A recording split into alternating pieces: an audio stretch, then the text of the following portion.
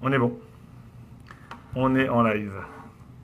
Alors, bienvenue à tous ce soir, ici, pour le début d'une série de cours sur Shavuot, la fête de Shavuot, comprendre un peu c'est quoi cette fête. Bienvenue à tous ceux qui nous suivent en live. Ils arrivent. Une bracha, Baruch Adonai, Elohim Halam Shakon, Yamid Baro. Alors, ce soir j'ai ramené la petite bouteille de whisky. On m'a regardé genre, qu'est-ce qu'il va faire avec cette bouteille? Qu'est-ce qu'on fait avec du whisky? On fait les chaim, on le boit. Pourquoi on va boire un petit lechaim ce soir? Parce que, d'abord, quand on fait un cours sur Shavuot, c'est déjà on se prépare à Shavuot. Est-ce que vous savez pourquoi Shavuot c'est une date spéciale? Pas seulement en général, mais ici pour le Chabad de la Rive-Sud. C'est le début de Chabad sur la Rive-Sud? Ah, on est presque. C'est pas le début du Chabad sur la Rive-Sud, mais le premier événement qu'on a fait dans cette salle ici même, au Bet Chabad, c'est exactement il y a un an d'ici. Un an, c'était notre premier événement. On a inauguré, l'inauguration c'était plus tard, mais on a inauguré les lieux à travers le don de la Torah, il y a exactement un an. Un an de Shavuot. Alors pour ça prend un petit lechaim. Il y a aussi un petit événement, encore une fois, un deuxième événement aujourd'hui, c'est qu'aujourd'hui et demain, il y a ce qu'on appelle la yeshiva, donc la maison d'études à Montréal, pour un genre de collège, mais où ils étudient la Gemara, ils étudient la Torah, qu'ils ont une campagne de levée de fonds, dont j'ai participé à la préparation, et ils doivent lever 300 000 $ en 30 heures. Ils ont commencé il y a quelques heures. Bon, grâce à Dieu, ils sont déjà, je crois, à 30 ou 40% de l'objectif. 300 000 $ à lever en 30 heures. Alors, l'Echaim pour la Yeshiva. Oh, première brite. Eyal, salut Eyal. Il a dit la première brite. Ouais, c'est vrai. Première brite Mila qu'on a fait. Mon fils, Moshe Baruch. Donc un grand lechaim pour la Hatzlacha, pour la victoire. Vous savez qu'on compte le Homer. Hein. Le Homer, c'est ce qu'on compte depuis Pessah jusqu'à Shavuot. Et chaque semaine, on est en train de travailler sur un aspect de la personne. Mais cette semaine, on travaille sur Netzach. Netzach, ça veut dire la victoire. Okay, quand on parle de victoire, automatiquement, on parle de challenge. Mais on parle de gagner quelque chose. Donc, des fois, ça peut être un challenge personnel. C'est pas obligé que c'est contre quelqu'un d'autre. Mais le concept de Netzach, ça veut dire qu'on va pas seulement faire ce qu'on doit faire, mais on va essayer de gagner, se surpasser. Ok? C'est comme si tu vois un boxeur quand il s'entraîne. Ok, là, boum, les points, boum. Mais quand il est en match, c'est plus je suis fatigué, je m'arrête. Il est mort, il se relève, il continue. Y a pas, c'est le match, tu dois gagner. Netzach, c'est ça te fait sortir une force incroyable. Alors cette semaine c'est Netzach, donc on est des gagnants déjà avant de commencer, donc c'est sûr que si on commence, on va être encore plus des gagnants. Alors les chaim pour la préparation à Shavuot, les chaim pour ce Bet Chabad, les chaim pour la Yeshiva, et les chaim pour tous ceux qui sont là, pour ceux qui nous suivent en live, et les chaim pour ceux qui vont nous suivre après le live. J'ai remarqué qu'il y en a beaucoup qui sont pas... Voilà, si vous écoutez ça quand vous n'êtes pas en live, sachez que l'ambiance du live, ça ne se remplace pas. Endurance, Netzach, Khazak Sterna. Voilà. Sterna, est-ce que le petit il va bien? Je veux dire, évite le téléphone. Hein. Il faut s'occuper des enfants. Lechaim. Alors maintenant qu'on a fait un petit lechaim, je parle souvent du Hayom Yom. Le Hayom Yom, c'est le livre que le rabbi a écrit.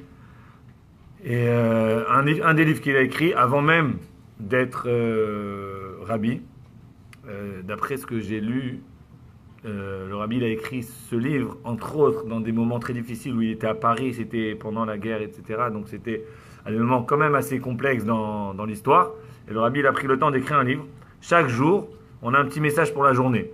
Et le message de la journée aujourd'hui, c'est par rapport à la Sfirat Homer, le conte du Homer. Il ramène comme ça au nom du Maggid de Médérish, de l'Admor HaZaken, dont des grands sages d'avant. Il dit Usfartem lachem. La Torah elle dit vous devez compter le Homer. C'est quoi le compte de Homer? C'est compter 49 jours à partir de Pessah jusqu'à qu'on arrive à la fête de Shavuot. Le mot Sfartem, Humilachon Sfirut ou Beirut. Le mot Sfartem qui veut dire compter en hébreu, c'est aussi la même racine que le mot Sfirut, qui veut dire éclairé, propre, nettoyé. Et donc ça veut dire quoi? Usfartem lachem tzrichim lasot shiyeh elchem bahir. Il faut qu'on fasse que on soit brillant. Comment on fait ça? Alors il dit Ubame mesaprim et alachem. Comment on va s'assurer que le lachem, donc le vous de la personne, donc nous-mêmes, on soit bahir, on soit brillant? C'est Sheva Shabbatot et Mimot, 7 semaines qu'on va entière, complète. Donc la semaine, elle doit être complète. Donc c'est des semaines de 7 jours. Mais ça représente quoi spirituellement d'avoir des semaines complètes, puisqu'on a dit que les semaines de la Sfirat Omer, du Homer, ils représentent en vérité chacun un aspect de la personne. Donc c'est chaque aspect, chaque sentiment, chaque élément de la personne, il doit être complet. Il doit être entier. Il doit être plein. On doit se travailler sur chaque caractère, un après l'autre, et petit à petit le raffiner. Et quand on a complété un caractère, on passe au prochain. Quand on a fini les 7 caractères, et bien là on est complet. On a fait Sheva Shabbatot Temimot, 7 semaines pleines, mais pas pleines dans le sens du temps ou dans le sens de... Mais pleines, ça veut dire qu'ils sont complets. Chaque petit recoin de notre sentiment est parfait et dans la bonne attitude, sur la bonne route. Ok, donc ça c'est le Hayom Yom, un petit message sur la Sfirat HaOmer, qui évidemment, la Sfirat HaOmer, on le compte pendant 49 jours, et le but c'est d'arriver à Shavuot bien préparé pour recevoir la Torah. Alors, si je vous demande, qu'est-ce que vous savez sur la fête de Shavuot? J'aimerais avoir vos réponses. C'est la fête de la réception de la Torah. Réception de la Torah. Quoi d'autre? Alors, est-ce qu'on sait d'abord que dans le calendrier juif, il y a ce qu'on appelle les 3 fêtes. Shalosh Regalim. Il y a les 3 fêtes les plus importantes de la Torah, qui sont, la première c'est Pessah, la deuxième c'est Shavuot, la troisième c'est Sukkot. D'ailleurs, on va voir que c'est des fêtes que les gens ils célèbrent beaucoup, plus que d'autres. Donc Pessah, Shavuot, Sukkot, c'est comme 3 piliers. C'est quand tu fais tenir quelque chose sur 3 pieds, il est toujours en équilibre. Ça, c'est en hommage à Samuel El Grabli. Je suis sûr que s'il avait été là, il aurait bien aimé cette explication. Donc les 3 pieds, ils mettent l'année en équilibre.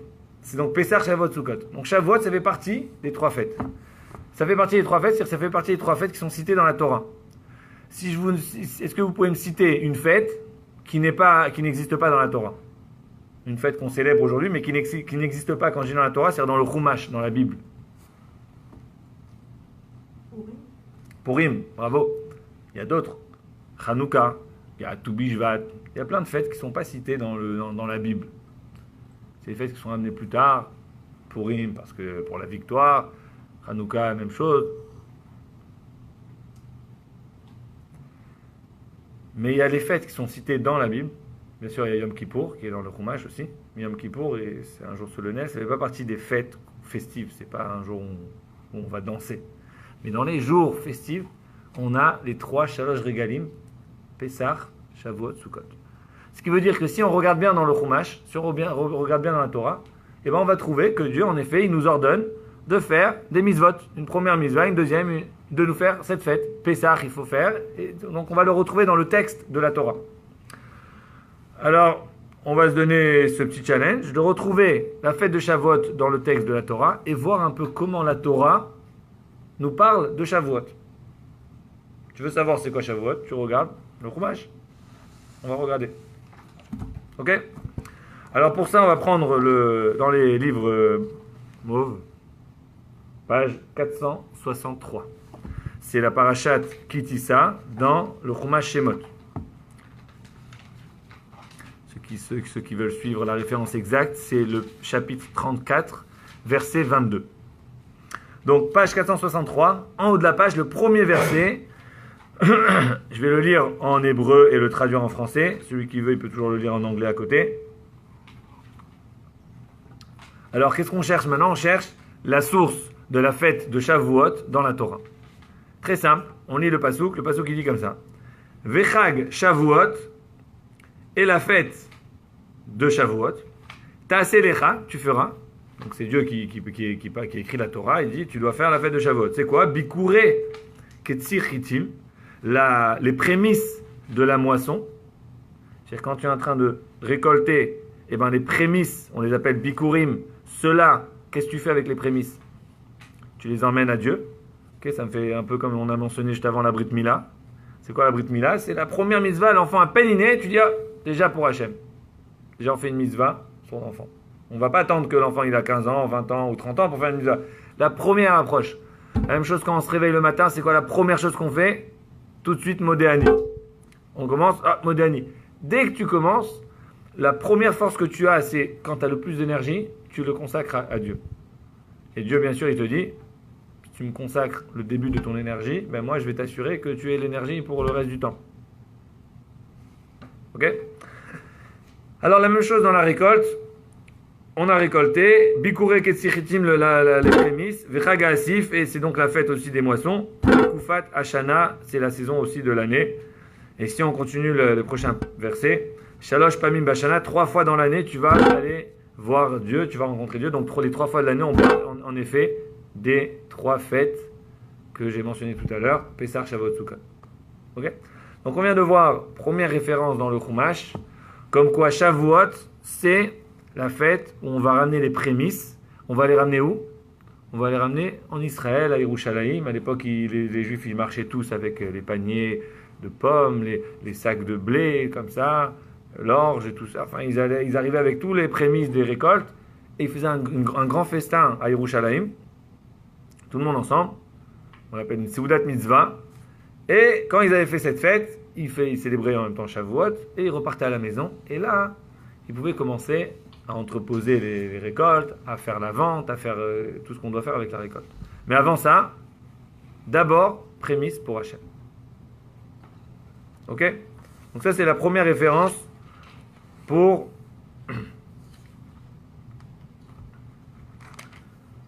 Shavuot. Ok. On va passer maintenant, on va tourner un peu la page. Là, on était dans les livres Shemot, c'est donc le deuxième livre des 5 livres de la Torah.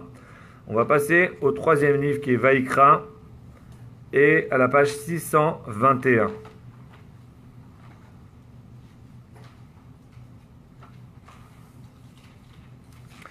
Page 621.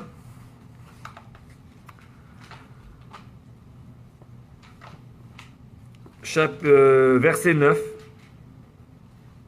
au chapitre 23.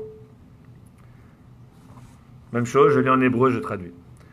Vaïdaber Hashem el Moshe les morts. Et Dieu a parlé à Moshe en disant, Daber el Ben Israël, parle au peuple juif, aux fils d'Israël, Ve'amarta alehem, et dis-leur, Kitavo el Ares, lorsque vous allez rentrer dans la terre, donc en Israël, Asher ani noten lachem, que je vous donne, Uktsartem et Ketzira, et vous allez récolter la récolte, Ve'avetem et Omer, et vous allez ramener le Homer c'est une quantité, Reshit Ketzirchem el Kohen, le début de la moisson, donc la première coupe que vous allez faire, vous allez la ramener au Kohen. Et il continue, Veini fait à Homer, il y avait toute une cérémonie à faire avec, et on amenait ce qu'on appelle un mincha, donc un offrande, et puis les Juifs ils pouvaient manger, et ils rentraient à la maison. Okay, donc là j'ai sauté quelques versets, mais vous pouvez voir dans le verset 12, 13, 14 les différentes choses qu'il fallait faire. Mais en gros c'était faire une offrande au Beth Amikdash, et après ils faisaient un repas. Et là, ils avaient fêté la fête de Shavuot. Ok, donc ça c'est deuxième référence, ça ressemble un petit peu à la première, avec un petit peu plus de détails.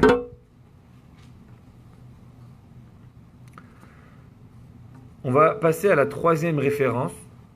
Donc 3 fois où dans le Chumash on parle de la fête de Shavuot.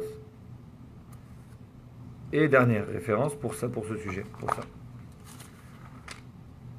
Alors là on était au Chumash Vaïkra, on va passer au Chumash Bamidbar, à la parashat Pinchas, page 819, verset 26 du chapitre 28.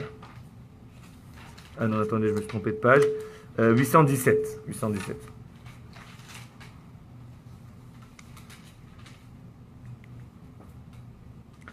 Alors rappelez-vous, là, on est en train de faire. Qu'est-ce qu'on est en train de faire? On est en train de vraiment lire dans le Chumash qu'est-ce que c'est la fête de Shavuot. Pour l'instant, on a vu, on ramène la moisson, les prémices, on fait une offrande pour Dieu. On va voir ici si on a un ou deux détails de plus supplémentaires dans ce passage. Alors, verset 26, page 817. Uviom abikurim, et le jour des bikurim, donc de la prémisse, Bakrifrem mincha chadasha, lorsque vous allez approcher cette nouvelle offrande, la Hachem pour Dieu, donc on avait parlé de l'offrande dans le verset précédent, Beshavuot echem, à votre fête de Shavuot, Mikra Kodesh Elachem, ça va être un jour qu'on appelle Kodesh, c'est un jour saint. Kol Mechet Avoda Lotasu, vous n'aurez pas le droit de de travailler. Donc le jour de Shavuot, c'est comme un jour de Shabbat, pas le droit de travailler. Et donc déjà on a un détail en plus, ok? Donc on n'a pas le droit de travailler. On rajoute encore, Vikraftem Ola, vous allez faire un sacrifice qu'on appelle le Ola, les Reach Nichoach, pour être agréé, pour une bonne odeur, l'Hachem pour Dieu. Parim Bene Bakar, il est en train de détailler qu'est-ce que c'est comme sacrifice, un taureau, etc. Et puis après, dans le verset 28, il dit Umin Khatam, on parle de l'offrande c'était de la farine qu'il fallait ramener. Et il détaille un petit peu la farine. Donc dans ce passage-là, on a rajouté un détail si on veut, c'est que le jour de Shavuot, c'est aussi un jour de Shabbat. C'est aussi un jour de... comme de Yom Tov, on n'a pas le droit de travailler. Alors pour ceux qui ont demandé, Rivka Seraf, yes, I can put in the comments all the reference for this class. But if you follow in live, I usually say everything already. Donc elle a demandé les références. Bon, ok, donc là on a vu 3 références de la fête de Shavuot et on a tous les détails de cette fête. Est-ce qu'il y a des questions? Marie. Pourquoi il y a des détails comme 3 dixièmes de l'épha, 2 dixièmes pour le bélier et 1 dixième pour les... Alors chaque sacrifice... Il y a ce décompte très précis, il y a quelque chose là? Bah écoutez, en général, tout ce qui est sacrifice... C'est une recette de cuisine? Tout ce qui est sacrifice, vous allez avoir les détails exacts de comment c'est fait. Dans les sacrifices, il y avait 2 sortes de sacrifices. Il y avait soit les animaux, soit la farine, oui, ou les gâteaux, machin. Donc, tout ce qui c'était ou animal ou... Quand c'est la farine, c'est toujours écrit, vous allez voir, si vous voulez avoir encore plus de détails, c'est dans le Chumash Vaikra, où là-bas vous allez voir chaque korban, la quantité de farine qu'il faut prendre. Il fallait mettre de l'huile dedans, il fallait mettre différents ingrédients. Il fallait même que le Kohen y prenne avec son poignet un petit peu de farine. Il y avait une façon très spéciale de prendre cette farine. Il fallait le prendre comme ça avec les 3 doigts et avec les doigts du côté enlever ce qu'il y avait de plus. Il y avait vraiment une quantité vraiment exacte. Et il y avait une partie qui brûlait sur l'autel et le reste de la farine c'était pour les Kohanim. Donc les Kohanim pouvaient faire des gâteaux avec et manger, s'asseoir, etc. Donc tout ce qui est sacrifice, comme plein de choses dans la Torah, ils viennent avec plein de tout petits détails. La question qui se pose, comme d'habitude, c'est pourquoi tous ces détails? Bon. Je ne vais pas forcément répondre maintenant, parce que c'est une question très générale. Quand vous mettez la mezouza, ça vient aussi avec plein de détails. Avec la mezouza, par exemple, il y a une position exacte. Il faut la poser au 3e tiers du linteau, mais en bas du 3e tiers. Je mets un peu plus haut, un peu plus bas, un peu plus haut ou un peu plus bas, c'est pas bon. Donc dans chaque mitzvah, il y a plein de détails. C'est comme j'ai acheté une petite voiture télécommandée à mon fils. Il appelle ça un Montrol. Vous savez ce qu'est un Montrol? Remote control. C'est ça. Il a fait ça un Montrol. Alors j'ai acheté un Montrol à mon fils et ça marche pas. Alors je dis, je regarde, il me dit, papa, arrange-le. Je dis, ok, donne-le-moi. J'ouvre, je vois, il y a 4 piles, il y en a une qui est mise à l'envers. Je dis, bien, une elle est mise à l'envers, ça marche pas.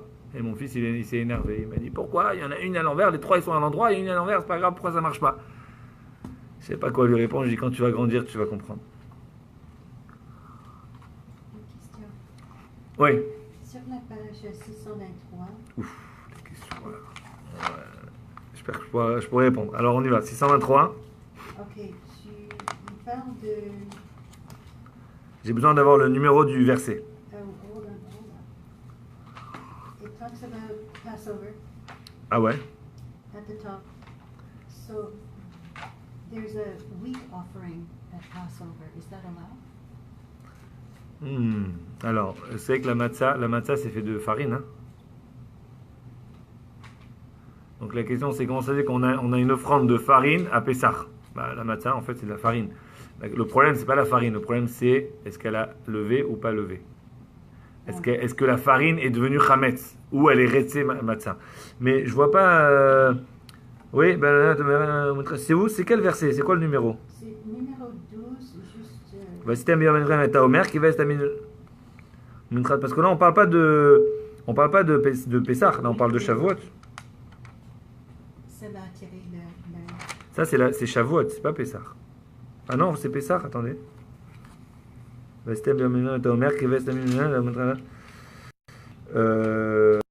crois que vous avez raison. Non, ça c'est...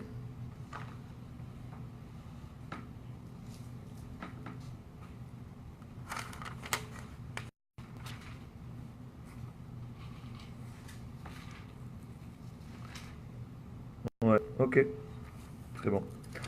Bon, alors on continue.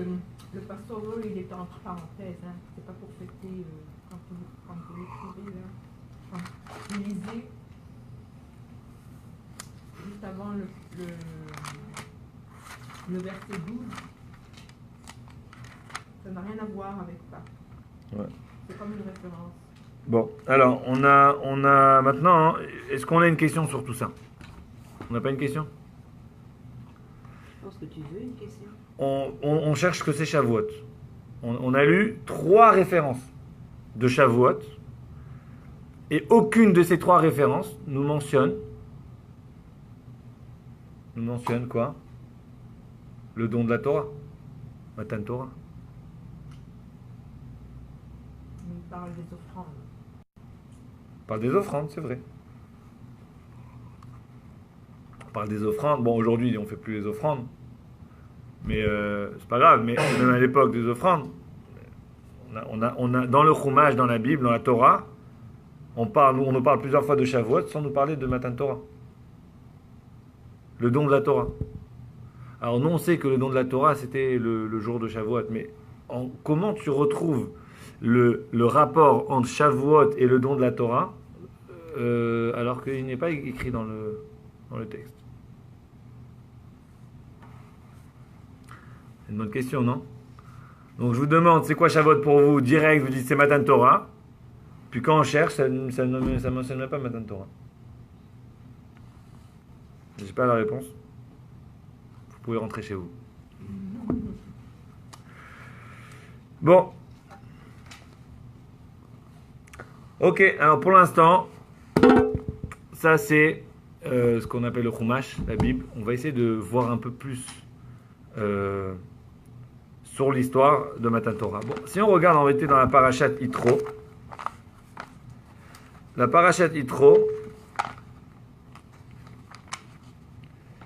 c'est donc la page 349. On va mettre une petite référence ici. Alors si vous regardez page 349, le verset 1, ça nous parle du don de la Torah. Okay, d'ailleurs, on sait que Yitro, c'est le passage du don de la Torah. Alors là-bas, ça nous dit, dans le premier verset, numéro 1, Bachodesh Ashlishi, le 3e mois, la Tzed Ben Israël, Meretz Mitzrayim, que les Juifs sont sortis d'Égypte. C'est quoi le mois que les Juifs sont sortis d'Égypte? Nissan. C'est Nissan. 3e mois, c'est quoi? Tu fais Nissan, Iyar, Sivan, ça tombe Sivan. Et là, Bayam Azeh, bon, la Gemara nous dit que c'était Rosh Chodesh. Donc le Rosh Chodesh sont arrivés à Sinaï. Et puis si tu continues les versets, tu verras que Dieu dit au peuple juif, préparez-vous, etc. Tu comptes le nombre de jours. T'arrives que le mois de la Torah, c'était le 6 Sivan. Et donc le 6 Sivan, ça représente exactement la date des 50 jours à partir de Pessah. Tu compte 49 jours, 7 fois 7 semaines. Tu arrives le 50e jour, c'est le 6 Sivan. Donc si vous voulez, quand on calcule, si vous faites le calcul, vous pouvez retrouver la référence que le 6 Sivan, c'est Matan Torah. Mais ça reste que la Torah ne le mentionne pas clairement. C'est curieux, pourquoi? Parce que quand on regarde la fête de Pessah, pourquoi on célèbre Pessah?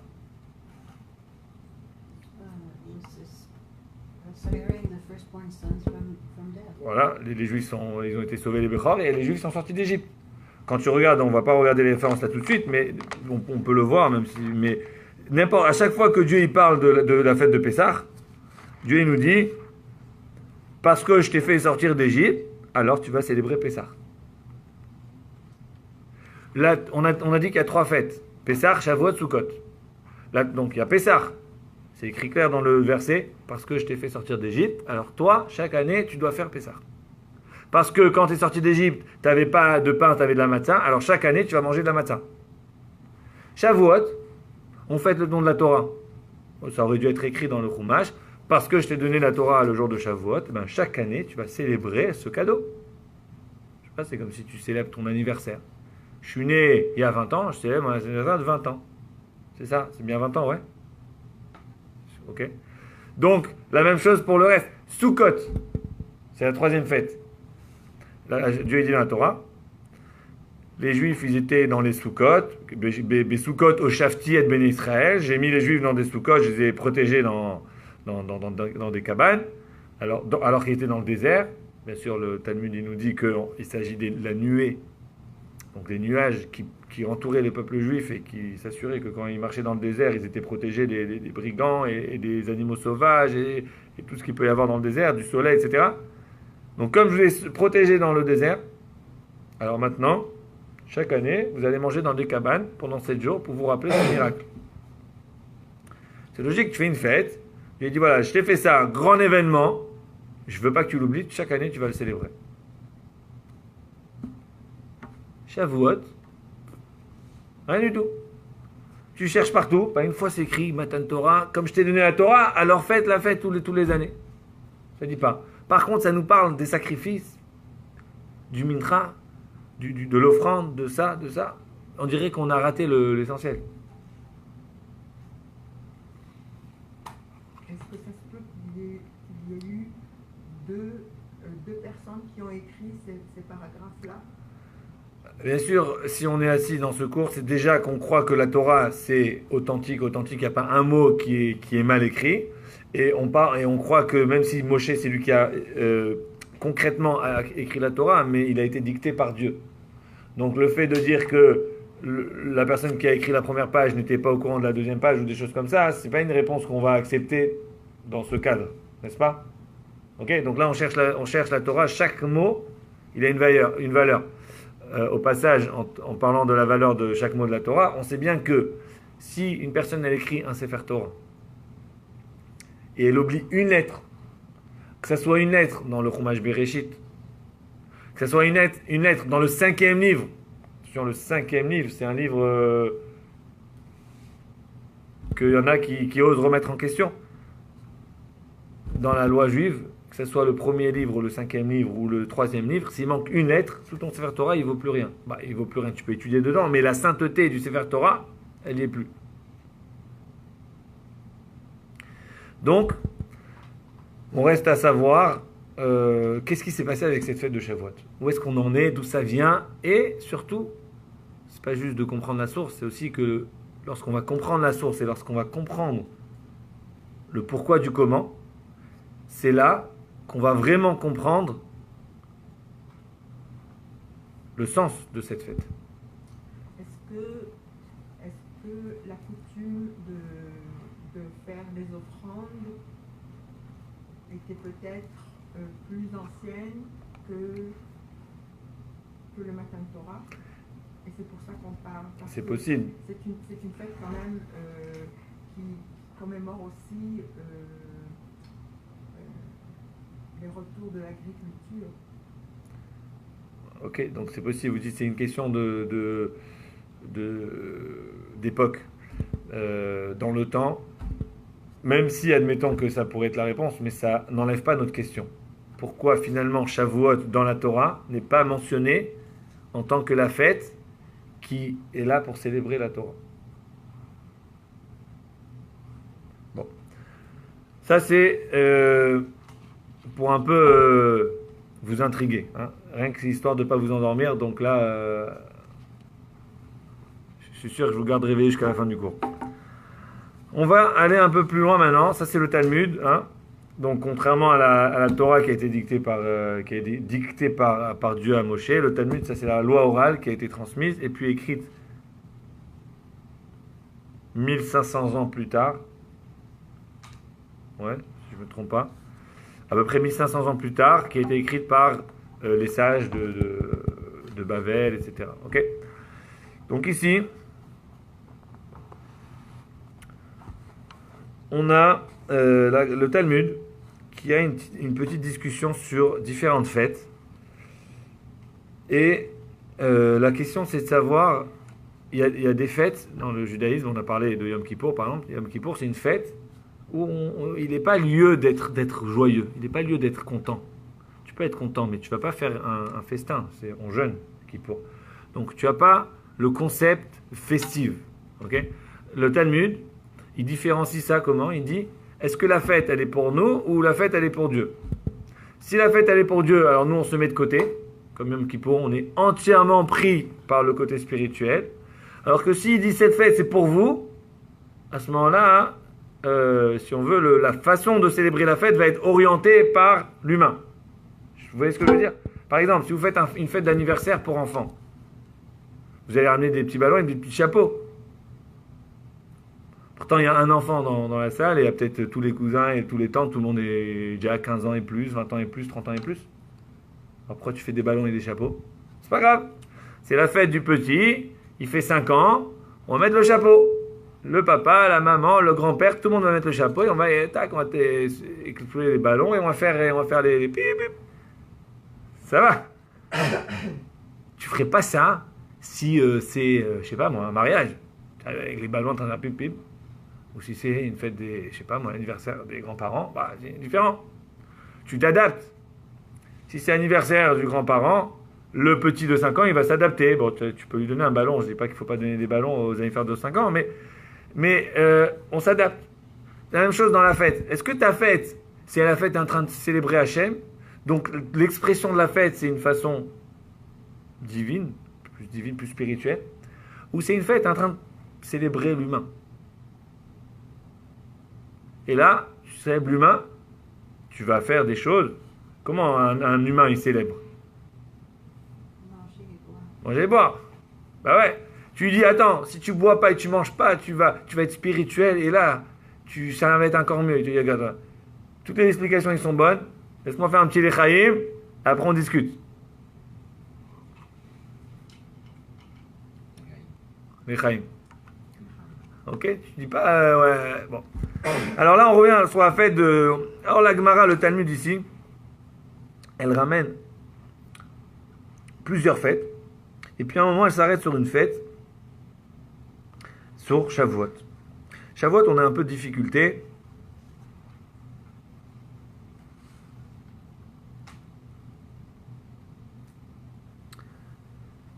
Alors, Amar Rabbi Elazar. Rabbi Elazar, il dit comme ça. Hakol modim be'atzeret. Donc là, on est dans la Masechet Psachim, Daf Samerchet, donc 68b, la deuxième côté de la page. Tout le monde est d'accord dans la fête de Atzeret. Atzeret, c'est le nom qu'on nomme Shavuot. Tout le monde est d'accord pour la fête de Shavuot. Des Baina Nami Lachem. Que tu as besoin que c'est une fête qui soit Lachem, pour vous. C'est une fête où c'est nous de fêter. Pourquoi? Il dit Maïtama, c'est quoi la raison? Même si c'est pas écrit dans le Chumash, faites la fête. Mais nous, on sait très bien qu'on doit faire la fête. Il n'y a pas besoin de nous dire qu'on va faire la fête. Pourquoi? Yom Shenitna Bo Torah. C'est le jour où la Torah a été donnée. Comme la Torah elle a été donnée le jour de Shavuot, t'as pas besoin t'as pas besoin, si tu offres un grand cadeau à quelqu'un, t'as pas besoin de lui dire, quand je t'offre le cadeau, n'oublie pas de faire ouais et de crier. T'as rien besoin. Si le cadeau il est moyen, Alors, tu vas bien l'emballer, tu vas dire attention, grand cadeau, il va faire ouais et tout. Au fond, dans sa tête, il se dit moyen, cadeau à $1. Mais là, tu fais un gros cadeau, tu l'emmènes, tu n'as pas besoin de lui donner les instructions. Il va le prendre, il va sauter, il va danser, il va être content. Et pour 3 semaines, il ne va pas arrêter de sourire. Rabbi Elazar, il dit la même chose. Shavuot, Dieu, il n'a pas besoin de nous mettre dans le Chumash, tu dois être heureux. Il doit faire ça pour Sukkot ou pour d'autres fêtes. Pour Shavuot, c'est évident. On a reçu la Torah. C'est évident. Et chaque fête, à mon avis, chaque fête, il y a de l'humain là-dedans et de la spiritualité. Ah, c'est vrai, ça c'est ce que le Talmud il dit juste avant. Bravo, le Talmud, si voilà, pour rejoindre. Le Talmud il dit juste avant, il dit comme ça. Une fois c'est écrit dans la Torah, Atzeret Lachem Elokara, c'est la fête pour Dieu, et une fois c'est écrit, c'est la fête pour vous. Alors le Talmud, il y a différents avis. Il y en a un qui dit, mais en gros, l'idée c'est que ça doit être un peu pour Dieu, un peu pour nous. Parce que même on se lève le matin, on bénit, on bénit qu'on nous a laissé bien nous réveiller en santé. Et alors chaque jour déjà, l'humain. Excusez-moi les jeunes. Juste, on cherche quelqu'un pour nous sponsoriser le trépied pour attraper le téléphone. Entre-temps qu'on a ça, il risque de tomber. Bon, alors, oui, non, le concept que vous dites, c'est un concept qui a ramené juste quelques lignes avant dans la Gemara que je n'ai pas ramené. C'est l'idée de faire la fête, un peu pour Hachem, un peu pour nous. Donc on prie, on va à la synagogue, on prie, et puis on revient et on fait un bon festin. Même Shabbat, c'est... Voilà. Mais là, dans la fête de Shavuot, c'est quelque chose de spécial. Rabbi Elazar, il dit, même si la Torah ne nous précise pas qu'on doit se réjouir, chose que la Torah elle précise dans d'autres fêtes, c'est une chose évidente. Pas besoin de le mentionner. Donc là déjà, on a une première référence dans cette Gemara, où la Gemara nous mentionne que Shavuot, c'est pas juste par hasard que la Torah a été donnée à Shavuot, mais la fête de Shavuot, on va se réjouir parce que c'est la fête où on a reçu la Torah. Okay, donc le Talmud nous rappelle que Shavuot, c'est en effet le moment de célébrer la Torah. Une autre chose curieuse, j'ai ramené ici un sidour. Si celui qui veut, il peut suivre. Je vais vous dire dans quelle page. Okay, page 333. Alors, vous savez, le sidour, le sidour, donc c'est le livre de prière. On a des prières pour chaque moment. On a les prières pour le matin, on a les prières pour l'après-midi, on a les prières pour quand on mange, on a les prières pour la semaine, on a les prières pour le Shabbat, et on a les prières pour les fêtes. Alors des fois, si tu veux savoir qu'est-ce que c'est une fête, si tu es un peu fainéant, t'as pas trop envie de trop chercher partout, tu ne veux pas commencer à ouvrir les grands livres et tout. Ou peut-être tu n'as pas trop de livres à la maison, le seul livre que tu as, c'est le livre de prière. Évidemment, ton téléphone, il n'a plus de batterie, parce que sinon, tu vas sur Google. Mais tu as un cas comme ça, tu es un peu embêté, tu sais, le gars, il t'appelle au téléphone, il te dit, écoute, c'est quoi Shavuot? Tu dis, attends, tu as 2 secondes pour trouver la réponse, tu prends un sidour, et là, tu ouvres sur la prière, et normalement, dans la prière des fêtes, eh ben, tu vas voir qu'est-ce qu'on dit. Dans la prière, tu vas dire, et ce qu'on dit, c'est la fête. N'est-ce pas? Alors, si vous prenez le 333, je vous avais parlé la dernière fois qu'on a 3 fêtes essentielles dans la Torah, qu'on appelle Shalosh Regalim. Et en effet, dans cette prière-là, on a en bas, là, ici, là, regardez à ce niveau-là, vous avez 4 paragraphes, mais en fait, c'est 3 parce qu'il y a 2 fêtes qui sont en même temps.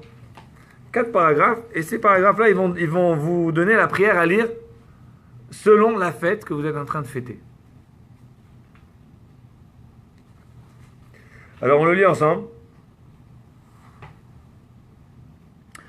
Il dit comme ça, si vous voulez, on lit un peu avant. Vatitel lanu Hashem Elokeinu ba'ava. Dieu il nous a donné avec amour. Moadim les simcha, une fête pour être joyeux. Chagim uzmanim les sasson, des fêtes et des moments de joie. Et yom, le jour de quoi? Alors vous allez à Shavuot, qu'est-ce qu'on lit? On lit Chag Shavuot Hazeh. Donc la fête de Shavuot. Ve'et Yom Tov Mikra Kodesh Hazeh. Ce jour qu'on appelle Yom Tov, qui est saint, comme on l'a vu dans le Sidour, que c'est un jour comme Shabbat, on n'a pas le droit de travailler, on n'a pas le droit de faire des affaires profanes. Et là, la dernière ligne, qu'est-ce qu'il nous dit? Zman Matan Toratenu. Qui peut me traduire ça? Le temps où la Torah du a été don de donnée. la Torah. Le temps du don de la Torah. Donc, quand tu fais la prière, tu es en train de célébrer Shavuot, tu es en train de mentionner Shavuot. Comment tu mentionnes Shavuot? Le temps de don de la Torah. Donc, à l'instar du Chumash, qui ne nous mentionne pas trop l'histoire de Matan Torah reliée à Shavuot, on voit que dans le Talmud, pas seulement il nous dit que Matan Torah, c'est relié à Shavuot, mais toute la joie de Shavuot, elle est parce que c'est le nom de la Torah. Donc c'est une fête qui est directe, reliée avec Matan Torah. Et plus que ça, tu lis dans le Sidour, tu veux savoir ce qu'est la fête, c'est Zman, le moment de Matan Torah. La référence clé, c'est pas le sacrifice, c'est pas le Bikurim, c'est cette fête, c'est le moment du don de la Torah. Et c'est ça qu'on fête. Et si on continue, Mikra Kodesh, Jechal, Yetziat Mitzrayim. Tout ça, c'est en souvenir de la sortie d'Égypte, parce que, comme on l'a déjà mentionné, les 3 fêtes sont reliées à la sortie d'Égypte. Parce que les Juifs sont sortis d'Égypte, après ils ont reçu la Torah, après ils étaient dans le désert, et dans le désert ils avaient les cabanes. Du coup, 3 fêtes, Pessah, Shavuot, Sukkot. Donc les 3 ils sont reliés à la sortie d'Égypte, mais cette fête de Shavuot mentionnée dans la Torah, c'est la fête de Matan Torah, du don de la Torah. Ok? Donc là, on part à l'autre extrême. Autant dans le Chumash, on se focalise sur les bikurim, sur les sacrifices. Autant dans le Chumash, dans la prière, on ne parle même pas des sacrifices. On ne parle pas de sacrifices. On dit le temps de Matan Torah. Bien sûr, dans le reste de la prière, on parle des sacrifices. On dit que, en effet, dans cette fête, il y avait certains sacrifices à ramener. Mais l'accent, il n'est pas sur les sacrifices, l'accent, il est sur Matan Torah.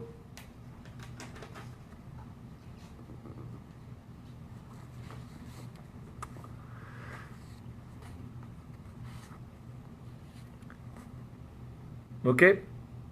Donc là, on a devant nous 2 extrêmes. Hein. Le côté Chumash et le côté Talmud et Sidour. On dirait qu'il y a une différence entre la façon comment c'est présenté dans la Torah et la façon comment nous on célèbre. On ne célèbre pas vraiment ce que Dieu il a demandé comme ça. On dirait que c'est, il y a comme si qu'il y a deux visions de la fête. Ok. Puisque j'ai la page ouverte sur Psachim, on va lire 2 passages qui sont dans cette Gemara, qui sont reliés à la fête de Shavuot. Comment la fête de Shavuot, ça représente le don de la Torah, et pourquoi le don de la Torah, c'est très important.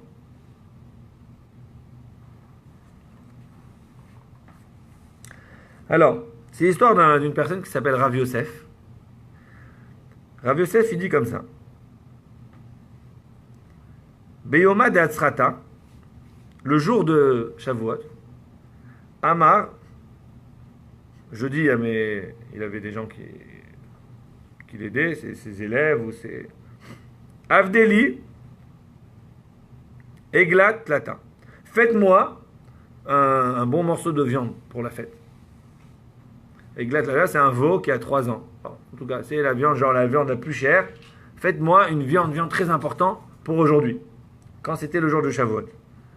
Et pourquoi? Lui disait, moi je veux fêter Shavuot au top. Et il avait une phrase qui disait, très intéressante. D'ailleurs, je l'ai mis je l'ai un peu reproduit sur le email, on a annoncé le cours. Ilav Hayoma de Kagarim, s'il n'y avait ce jour qui avait été provoqué, donc si ce jour n'existait pas, Kama Yosef Ika Beshuka. J'ai eu du mal à traduire ça exactement, mais combien de Yosef il y a dans le marché? Si ce jour-là n'avait pas provoqué ce que je suis aujourd'hui, combien de Yosef il y a dans le marché? Alors, aujourd'hui, c'est marrant parce que, comme ça me vient à la tête, j'ai vu une vidéo d'une personne, je vous ai parlé de la yeshiva qui fait aujourd'hui sa campagne de $300,000. Un des anciens élèves de cette yeshiva, il raconte dans une vidéo, j'ai reçu la vidéo juste il y a quelques heures, je viens de faire le rapport avec ça, et je n'avais pas fait le rapport avant. Et dans la vidéo, il dit comme ça, il raconte que lui, quand il a grandi, il ne vivait pas dans une famille traditionnelle et religieuse, mais pas une famille qui est genre très poussé vers l'étude yeshiva. L'étude yeshiva, ça veut dire que tu choisis de ne pas faire le cégep, enfin tu peux le faire après ou avant, mais tu prends des années de ta vie où tu vas te consacrer que sur l'étude de la Torah, etc. Il raconte que lui, il était en train de chercher à s'inscrire aux écoles et tout. Et là, quand ça arrive le mois d'août, des gens qui l'encouragent, il dit va à la yeshiva, va à la yeshiva. Maintenant, lui, il n'avait pas un background, il ne savait pas trop étudier tout ça. Quand tu arrives à la yeshiva, normalement, tu dois déjà bien être calé, bien être à l'aise. Il dit qu'il a rencontré les directeurs de cette yeshiva. Donc, c'est la yeshiva à Montréal sur Westbury. Et ils l'ont accueilli comme de la famille. Le premier jour qu'il est entré dans la salle d'études, tout le monde avec les livres. Chacun, les gens, ils savent déjà lire, ils savent déjà tout faire étudier, etc. Lui, il était un peu débutant. Il était gêné, il a eu peur. Et quand il rentre, tout de suite, les élèves viennent, il vient et tout. Il s'est senti tellement à l'aise. Il dit qu'il a fait une année dans cette yeshiva. Et quand il a terminé cette année, il a fait une deuxième année, il me semble. Et après ça, il a continué ses études dans d'autres yeshivot. Mais la phrase qu'il a dit à la fin, et je pense que c'est exactement ce que Yosef il dit dans la Talmud ici, il dit « Je remercie la yeshiva de m'avoir donné cette opportunité parce que sans ça, j'aurais pas eu aujourd'hui la vie que je vis. J'aurais une autre vie. » C'est quoi une autre vie? J'aurais fait cégep, université, bon, peut-être une bonne vie. Mais Kama Yosef Ika Beshuka, combien de Yosef il y a dans le marché? Il y en a beaucoup. Qu'est-ce qui me rend moi particulier? C'est que j'ai pris un chemin qui est différent. Un chemin qui a un sens, pas seulement restreint, mais plus élargi, plus vers si on veut, un but universel, plus vers, en tout cas, ce qu'on appelle le chemin de la Torah. Donc, il a dit cette phrase dans la vidéo et ça m'a fait penser exactement ce que Yosef dit ici. Ok, donc Yosef il dit, si moi il n'y avait pas la Torah qui m'avait provoqué à devenir ce que je suis, il y a plein de Yosef. C'est une grande phrase. Je vous suggère de méditer un petit peu sur cette phrase. On saute un petit peu quelques lignes. Et encore une fois, Rabbi Elazar qui raconte, il dit comme ça. Il m'allait Torah, s'il n'y avait pas la Torah, si Dieu n'avait pas donné la Torah, l'onit kaimu shamayim varetz, le ciel et la terre n'auraient pas tenu. Le monde n'aurait pas tenu. Le monde, il tient sur la Torah. Grâce au fait que Dieu a donné la Torah, grâce au fait qu'on étudie la Torah, c'est comme si nous on donne l'énergie au monde à exister. Si tout le monde arrêtait d'étudier la Torah, peut-être que le monde n'aurait plus existé. Parce que l'énergie spirituelle qui fait vivre le monde n'aurait pas existé. Je ne parle pas du côté scientifique. De même qu'une personne qui est jeune, qui est forte, d'un jour à l'autre, elle peut mourir. Scientifiquement, ça n'explique pas. Il a tout ce qu'il faut. Non, tu ne peux pas expliquer à une personne qui meurt. Des fois, tu peux, bien sûr. Mais même quand tu peux expliquer pourquoi elle est morte. Tu ne sais pas la source de ça, c'est quoi qui a causé, pourquoi le cœur il s'est arrêté, pourquoi il y a eu ça. Donc, ça veut dire quoi? C'est-à-dire que la Torah, ça devient comme la vitalité du monde. Et si on arrête d'étudier la Torah, le monde il s'arrête de fonctionner. Il ramène un verset de Yirmiyah, il dit Imlo barati yomam valayla chukot shamayim vaaretz lo samti. Si je n'avais pas créé le jour et la nuit, j'aurais pas mis les règles du ciel et de la terre. En tout cas, de ce verset, on apprend que quoi? Que s'il n'y avait pas la Torah, le monde n'aurait pas existé. Mais moi, je vous ramène au Moyen-Orient aujourd'hui. Vous voyez comment il est? Il est sans dessus-dessous. Il y a des millions de personnes qui ont été tuées. Imaginez que cette situation-là existait au temps ancien. Et Dieu vient vous donner les 10 commandements. L'Otertsar. Ne tue pas. Hein? Quoi d'autre? Le tignov, ne vole pas, ne kidnappe pas. Il a donné toutes les bases pour qu'une société puisse survivre.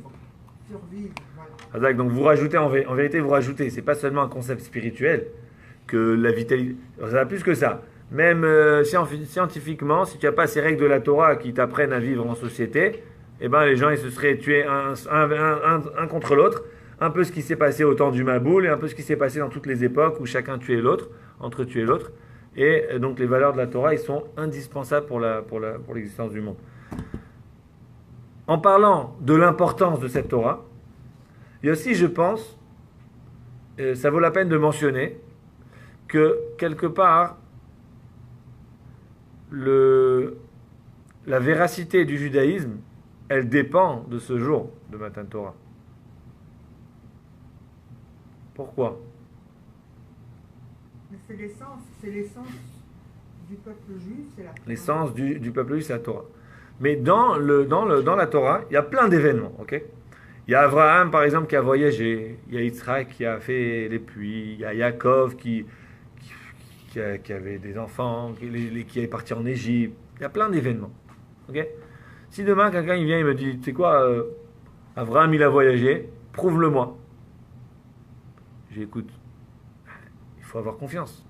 C'est écrit dans la Torah, il faut croire à la Torah. Moi, je crois pas. Bon, désolé, tu crois pas, je peux pas t'aider. N'est-ce pas? Si un verset dit Dieu a parlé à Moshe en disant dis aux Juifs et fais ça. Le gars me dit prouve-moi que Dieu il a parlé à Moshe. Je t'avoue que j'ai pas de preuve. La Torah c'est la preuve. Mais il faut avoir confiance. Si tu crois pas, je peux pas te prouver. C'est vrai ou pas? Et comme ça, tu vas sur toute la Torah, chaque page, une personne qui te dit moi je crois pas, tu dis tu crois pas, tu crois pas. Je peux rien faire pour toi. Si t'as pas la croyance, on peut pas avancer. Il y a un seul événement dans toute la Torah et dans toute l'histoire du peuple juif, peut-être pas un seul, mais l'événement le plus qui pousse ce concept au paroxysme, c'est le don de la Torah. Le don de la Torah, c'est une révélation qui a été faite publique devant 3 millions de personnes. Il y a beaucoup de religions qui existent sur Terre, n'est-ce pas? La religion juive, c'est pas la seule. Est-ce que une de ces autres religions a un jour osé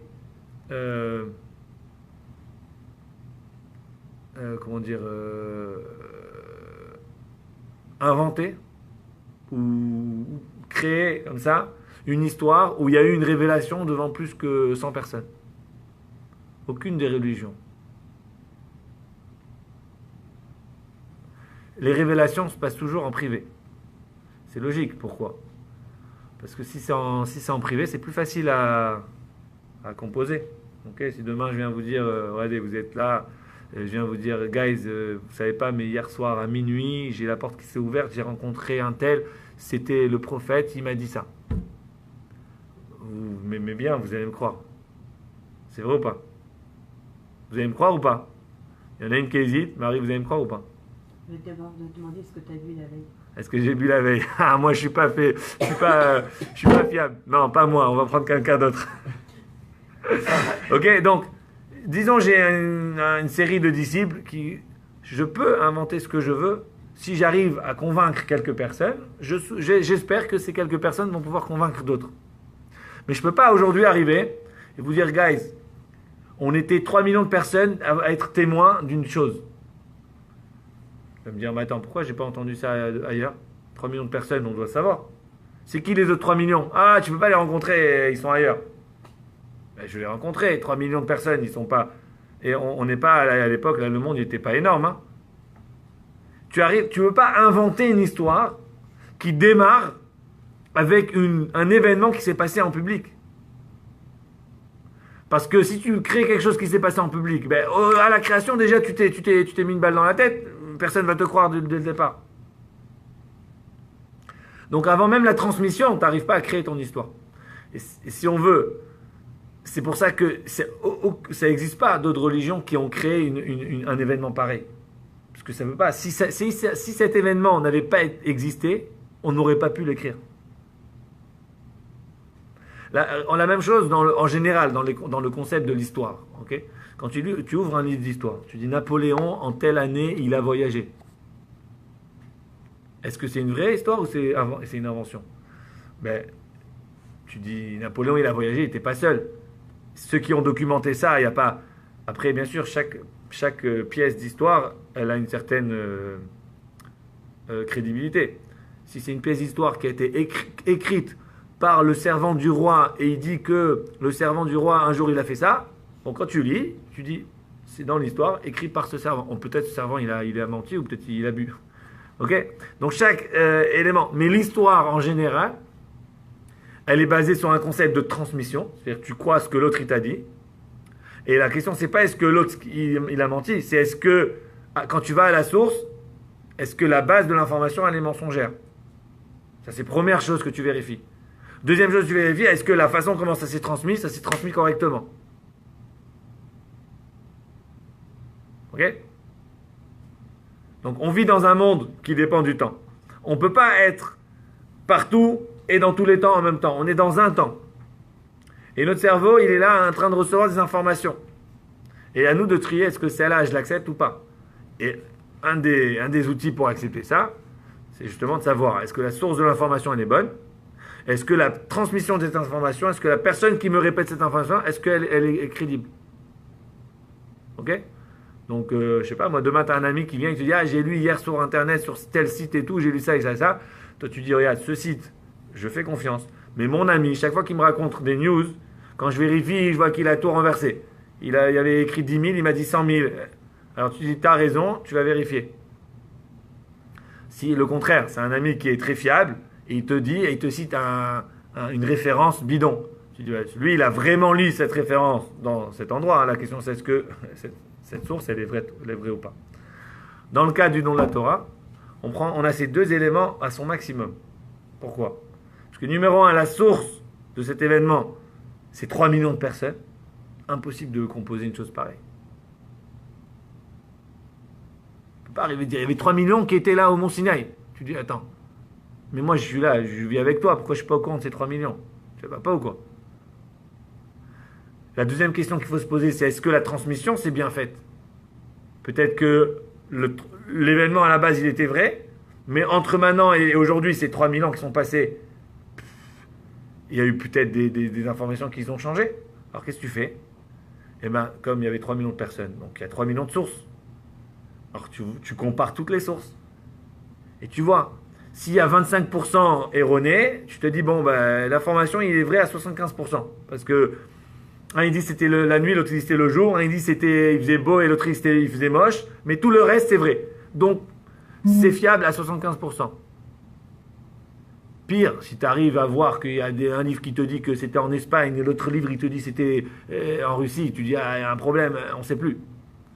Mais si tu prends toutes les sources et à la lettre prête, ils te disent tous que chaque détail de l'événement est écrit exactement de la même façon. Que ce soit un livre que tu trouves en Australie ou partout, n'importe où, en France ou au Canada ou en Espagne. Aujourd'hui, on retrouve des manuscrits qui ont été écrits il y a 2000 ans. Le livre de la Torah, tous, exactement la même chose. Donc l'événement de Matan Torah, finalement, c'est pas seulement un événement. Ah non, c'est pas acceptable ça. Je regrette.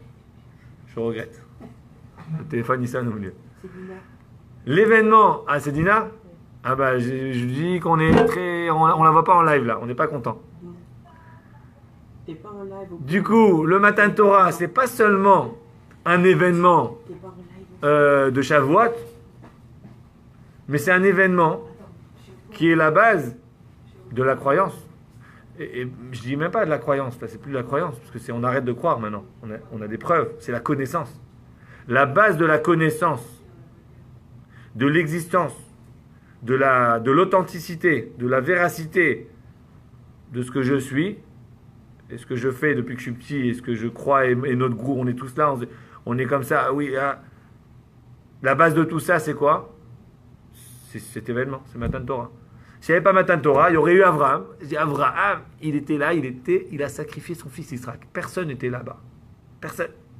Ok.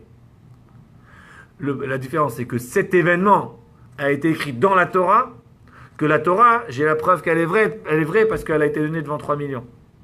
Du coup, le fait que Dieu ait donné la Torah devant 3 millions de personnes, ça donne une authenticité à tous les détails qui sont écrits dans ce livre. Incluant les détails qui se sont passés quand personne n'était présent. Des questions? So, I'm going to say it in English. In English, no problem.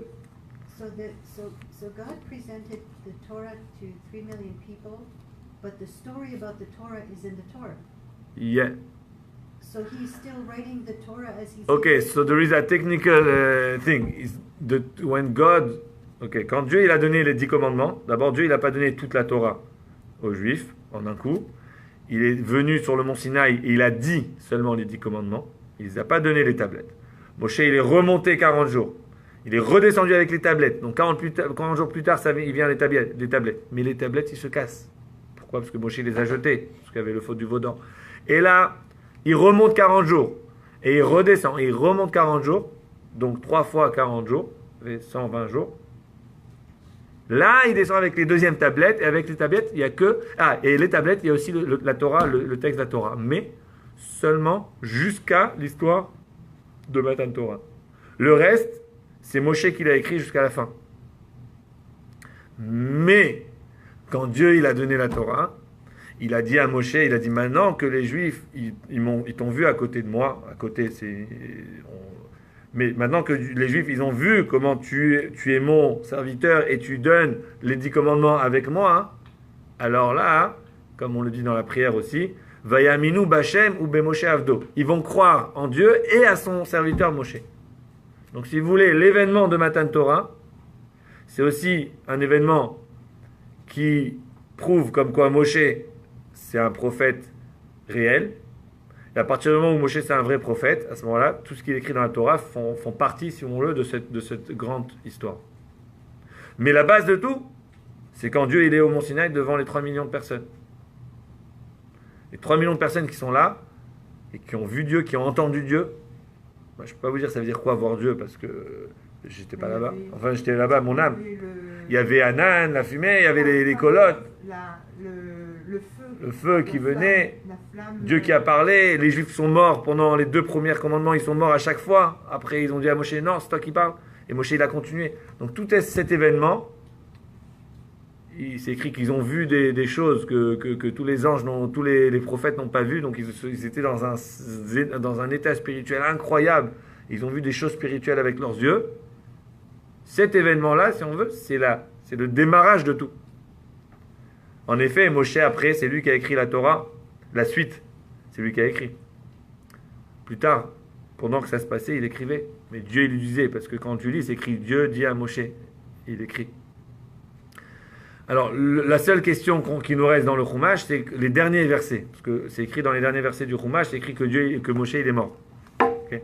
Je pense qu'il reste, je crois qu'à la fin du Chumash, il reste 12 versets après que Moshe il meurt. Si vous voulez, on peut le trouver là. D'abord, Cheryl, est-ce que j'ai répondu à votre question? Yes. So, do you know up to which point the Torah is the original from God?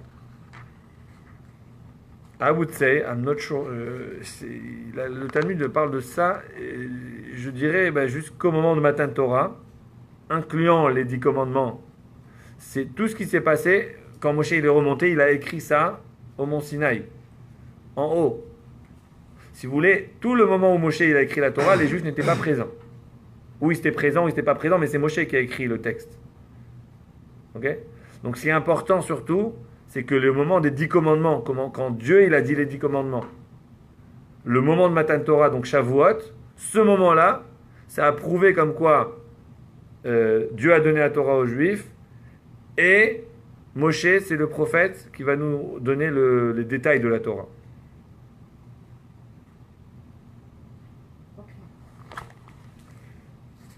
Maintenant, par exemple,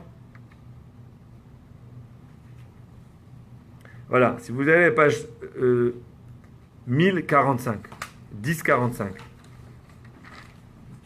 Ouais, je vous ai dit 12, mais c'est pas 12, c'est 7 versets. Ok, ok.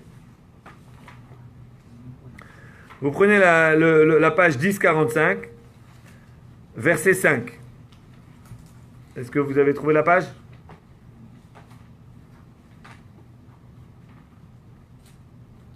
On est bon? Vayamot Sham Moshe, et Moshe il est mort là-bas. Eved Hashem, le serviteur de Dieu, Beres Moav, dans la terre de Moav, Alpi Hashem, sur la bouche d'Hashem. Moshe il est mort. Le Talmud, il pose la question, il dit, mais comment, qui a écrit ça? Jusqu'à maintenant, ça marche. Tu me dis, Moshe, il a écrit. Mais là, il est mort. Et comment tu vas écrire quand tu es mort? Alors, c'est qui a écrit ces versets? Jusqu'à la fin, maintenant, combien il y a de versets? Il y a de 5 à 12, ça fait 7 versets. C'est qui a écrit ces 7 derniers versets dans la Torah? Et le Talmud, là, sur ça, il y a une discussion. Est-ce qu'il ramène quelque chose ici, en bas? Joshua. Alors, justement, dans la Talmud, il y a une discussion. Il y en a un qui dit, Moshe, c'est lui qui a écrit. Donc, Dieu, il lui a dit, avant de mourir, il lui a dit, vas-y, écris. Et c'est écrit que quand Moshe, il a écrit, il pleurait. Si tu écris, je meurs. Tu pleures? Donc, il écrivait, les 7 derniers versets, il écrivait, Dieu lui a dicté quoi écrire, il les a écrits avec des larmes. Ça, c'est une première avis. Il y a un deuxième avis dans le Talmud qui dit non, Yehoshua, son élève, il a écrit. C'est-à-dire que d'après ce deuxième avis, tout le Chumash a été écrit par Moshe, sauf les 7 derniers versets, ils ont été écrits par Ok. Je résume un peu ce qu'on a vu aujourd'hui.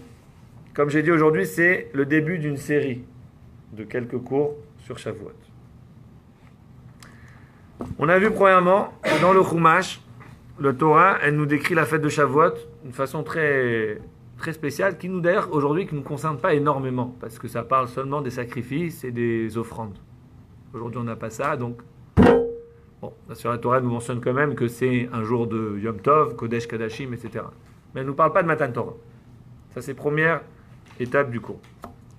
Deuxième étape du cours, on voit que si on regarde dans le Talmud, et encore plus dans le texte de la prière, on voit que Matan Torah, c'est pas seulement connecté à Shavuot, mais ça prend la place principale de cette fête.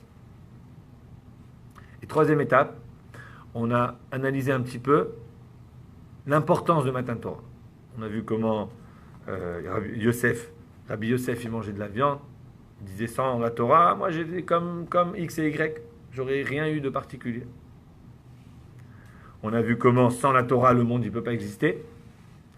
Et on a même élaboré un petit peu que si on regarde un peu, la Torah c'est pas seulement important par rapport à, mais c'est même la base de la croyance du judaïsme en général, c'est cette révélation au Har Sinaï. Donc finalement la Torah, Matan Torah, c'est la fête, à Shavuot, selon ça, on est en train de fêter Matan Torah, et pas une fête de plus, mais c'est une fête très très importante qui est la base, le yesod de tout le judaïsme. Bon.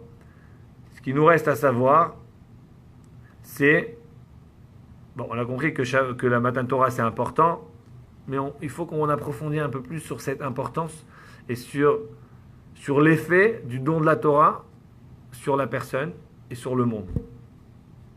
Et ça, on le fera le prochain cours. Ok? Alors, merci à tous. Be'ezrat Hashem. Révisez tout ça. Et d'ici la semaine prochaine, on y va en force. Allez. À bientôt.